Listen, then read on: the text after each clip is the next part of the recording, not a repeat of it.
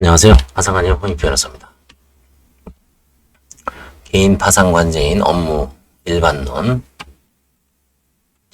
마지막입니다. 파산 선고 당시 진행 중인 소송 및 강제 집행 등 처리 절차 관련해서 그동안 소송 수개와 중단, 사행위 소송, 채권자 대위 소송 있습니다. 이번 시간에는 부동산 임의 경매 절차가 진행 중인 경우 채권자 취소 소송의 문제에 대해서 한번 보겠습니다. 근저당권, 임의경매 절차 저도 옛날에 이런 경험을 해본 적이 있는데 채권자가 근저당 설정 계약의 취소와 말소 등기 구하는 사행위 소송을 제기했는데 부동산 임의경매가 절차가 진행 중이면 근저당 설정 등기가 당연히 말소가 되는 경우가 있죠. 그래서 파상관인은 채권자 취소송을 수개하여 청구 취지를 부인권 행사를 변경하는 그 이행 확인소설의 입장에서 근저당권 설정 계약 취소 내지 부인한다는 내용의 청구를 기재하지 않고 그냥 부인 등기 절차를 이행하라. 이미 경매가 끝났으면 이거는 취소하죠. 이럴 때는 그냥 배당금을 관제인에게 양도 통지하라라는 주문만 기재하면 되죠. 이것도 해결됐습니다, 사실. 채무자와 피고 사이의 별지모노 기지부동산에 관하여 몇 년 몇 월에 체결된 근저당권 설정 계약은 부인되었음을 확인한다는 판결. 이거 지금 다 의미 없는 판결입니다, 이제는. 이 경우 부인을 선언한다. 이것도 다 무시하고요. 근데 관제인의 처리 방향은 배당 이의소를 제기해야 됩니다. 배당에서 문제가 있으면 배당 절차에 참여해서 출석을 해서, 왜냐하면 관제인은 채권자의 지위도 승계를 하는 거죠. 사행위 소송에서는. 그 다음에 경매에서는 채무자의 지위도 승계하죠. 채권자 취소를 수개하지 않고 관제인 수개 거절도 가능하고 경매법원에 배당 이의소를 제기하여 근저당권 설정인을 부인하는 내용의 부인권 행사하고 배당표의 경정을 구해야 함. 이게 오히려 더 낫죠.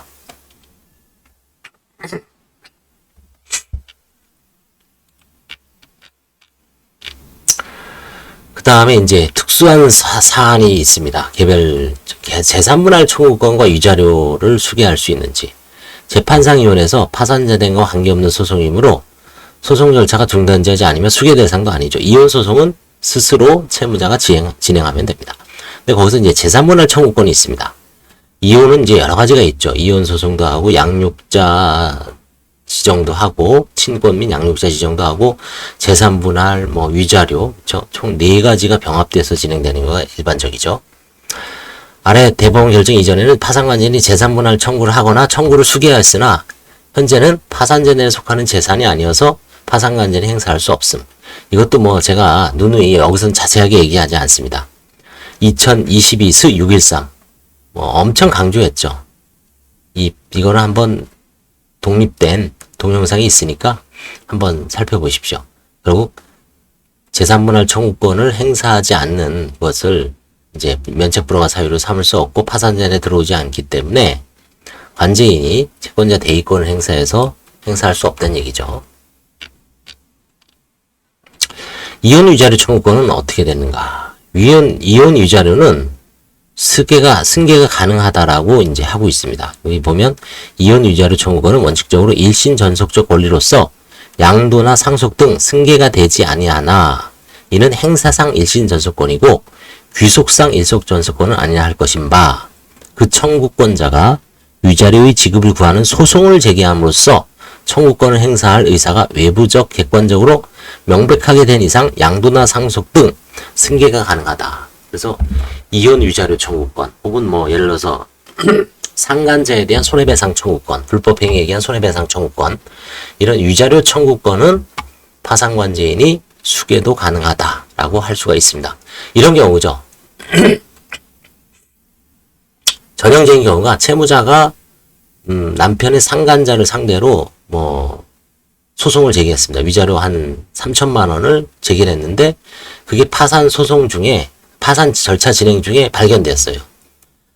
그게 이미 소송을 제기했죠. 예를 들어서 차이점이 있죠. 채무자가 자기 남편 상간자를 상대로 소송을 제기하려고 합니다는 아직 구체적으로 행사된 게 아니기 때문에 그런 경우는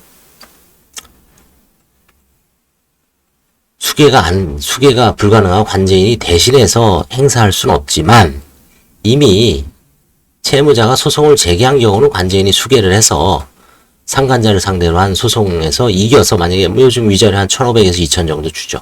그걸 갖고 채권자한테 배당할 수 있다. 그런 가능하다고 할 것입니다. 그 다음에 이제 명의신탁. 부동산 실명법이죠. 간단하게. 명의신탁 약정은 무효입니다. 그래서 조세포탈, 강제집행 면탈 또는 법령상의 제한 회피를 목적으로 하지 아니한 경우에는 부부 사이에서는 유효합니다. 부부하고 이제 종중만 유효하죠. 우리나라에서는. 따라서 배우자 명의 부동산이 존재하는 경우 재산 분할이 아니더라도 명의신탁을 주장해서 소유권 원상회복, 소유권 이전 등기 청구 소송을 할 수 있습니다. 아니면 진정 명의를 회복으로 원인한 소유권 이전 등기 혹은 말소 등기 청구 소송을 제기할 수 있죠. 이게 이제 정 변호사님이 이제 경험한 거죠. 진정 명의 회복을 원인으로 한 소유권 이전 등기 소송이 수개.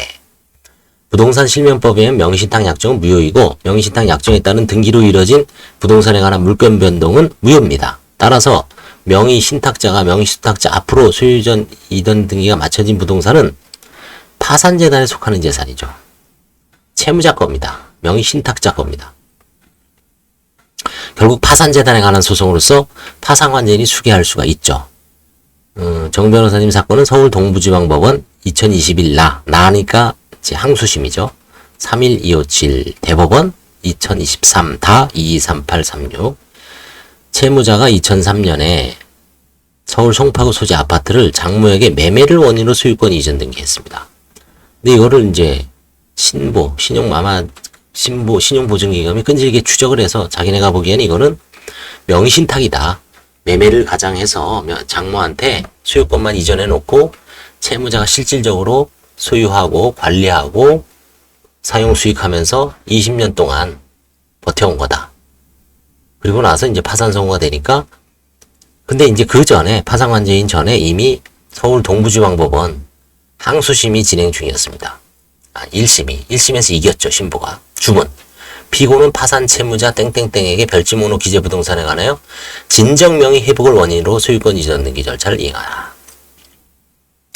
진정회복은 이제 사법연수원이나 사법시험 공부할 때는 이제 물권법이 많이 나오는 내용이지만 실질적으로 이걸 변호사 실무를 하면서 경험해보기란 좀 드문 사건이죠. 이런 게. 흔치는 않은 사건입니다. 그래서 이거는 이제 부인권 행사는 아니죠. 진정 명의를 회복을 원인으로 한 소유권 이전 등기 절차 이행이니까 부인권 행사가 아니므로 부인권 행사의 기간 부인권 행사 기간은 파산 선고부터 2년, 행위한 날로부터 10년입니다. 이 제척 기간에 후속되는 것도 아니에요. 지금 왜냐면 이게 2003년이니까 이게 아마 2021년이면 18년 지난 겁니다. 진정명의, 그래서 이제 결국은 신부를 수개해서 대법원까지 가서 다 이겼어요. 진정명의 회복을 원인으로 한 소유권 이전 등기 경우 지방세법 28조 제1항에 의한 등록면허세, 대법원 등기예규와 지방세를 납부해야 됩니다. 등록면허세 세율에 관한 서울특별시 질의회신 사행의 취소 판결에 따라 진정명의 회복을 원인으로 하는 소유권 이전기 절차를 이행하는 경우라면 무상으로 인한 소유권 이전기에 해당되어 부동산 가액의 1000분의 15를 등록면허세 세율로 적용합니다. 그래서 이게 부동산이 뭐 한 8억인가 9억 정도 되니까 변호사 돈으로 한 1,500 정도 들었을 거예요. 한 1,200인가 얼마 들었을 겁니다. 주택도시기금법 8조에 의한 국민주택 채권도 매입해야 됩니다. 매입적 실형은 처분하죠. 그러니까 일종의 이제 뭐 몇백 손해보는 거죠. 몇십만 원이니까 몇백 손해봅니다. 그래서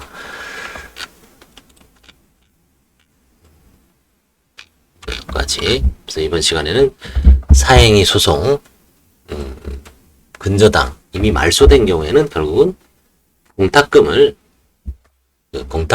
파산관제인에게 이전하고 양도통지하라는 국가에게 양도통지하라는 주문으로 바꿔서 결국은 최종적인 그 공탁금의 귀속자가 관제인이 되기 때문에 큰 문제는 없습니다. 뭐 그 이론적인 얘기죠. 말소 소익이 없다 이런. 다음에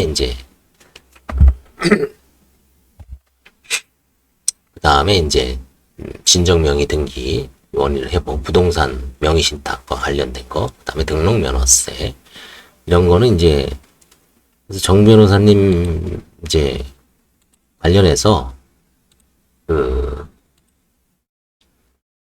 이제 저하고 이제 같이 계시는 분이지만 뭐 한 10년 이상 하셨고 실력도 좋고 그 다음에 이번에 이제 강의 판례도 만들어냈고 여러 가지 이제 강의를 하면서 뭔가 건진 거라고 하면 망인명의에 등기할 수 있다는 거. 그거 망인명의 등기.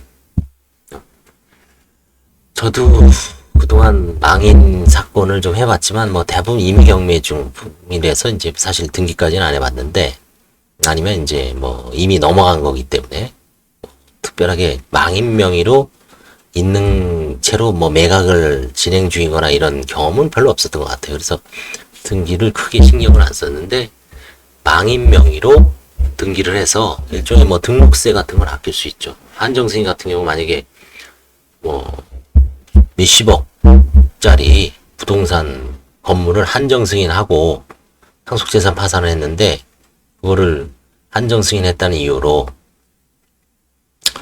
한정승인 상속인이 등기를 내도 매덕 1억 정도 들어가는 경우도 봤습니다. 그래서 그런 등록 면허세를 절약할 수가 있죠. 망인 명의로 등기를 내고 거기서 곧바로 매각을 하거나 소유권 이전을 하는 그런 방안.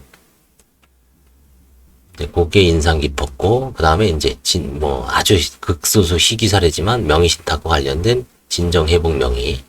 이것도 이제 뭐 등록 면허세와 관련돼 있죠. 두 가지. 그 다음에 이제 나머지는 이제 뭐 대부분. 그 다음에 이제 변호사님은 이제 등기 등록 촉탁하는 것 같더라고요. 이번에 이제 수십 채가 된 일종의 뭐 전세 사기는 아니지만 집 장사를 하시다가 이제 파산에 들어가서 이제 수십 채가 매각을 해야 되는 세입자가 수십 명인 그런 사건을 이제 배당을 받으셨는데 그 사건과 관련해서 이제 다 등기 촉탁을 하는 것 같더라고요. 등기 촉탁을 해서 저는 등기 촉탁을 한 적이 없다 그랬죠. 제가 한 10년 동안. 지금도 지금 오피스텔 지금 두 채를 뭐 이제 형식적 경매 중이기 때문에 큰 관련은 없지만 보통은 안 합니다. 근데 이제 이렇게 FM대로 하는 습관을 들이는 게 좋죠. 그리고 이제 끝났을 때 반드시 파산 폐지됐을 때는 또 다시 말소 촉탁까지 다 해야 됩니다. 말소 촉탁을 안 하고 그냥 깜빡하고 몇 년 지나서 찾아오는 경우가 있었죠. 그래서 저도 이제 그때 그 트라우마 때문에 결국 이제 그때 뭐 다 하는 방법도 있죠. 잔존 업무도 뭐 법원에다가 말소 등기 촉탁하면은 파산법원에서 해줍니다. 몇 년 지나도 큰 문제는 없습니다. 그래서